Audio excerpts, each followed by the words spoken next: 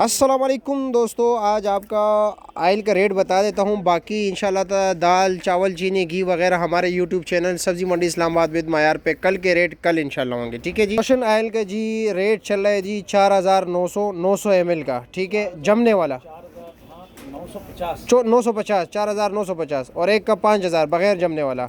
और ये सोया supreme oil क्या रेट है? 1 लीटर है ना, 2800 रुपये का 5 पैकेट। ठीक हो गया। डालडा का घी 1 kg 2770 रुपया 5 पैकेट। ठीक हो गया जी। और को ये आयल का 2770 20 रुपये का फ़र्क है। दोनों बराबर रेट है। अच्छा जी, अच्छा जी। और पूल क्या रेट है? 900 ml वाला 900 ml इस वक्त 5000 रुपये। इसमें 12 पैकेट होते हैं। अच्छा जी। और दिल पसंद ये 6500, इसमें कितने होते हैं? 16 पैकेट। और ये सोया सुप्रीम क्या रेट है? 3 लीटर बोतल है ना जी, 1600 रुपये का है। ठीक है, शुक्रिया। कल इंशाल्लाह तंग करेंगे।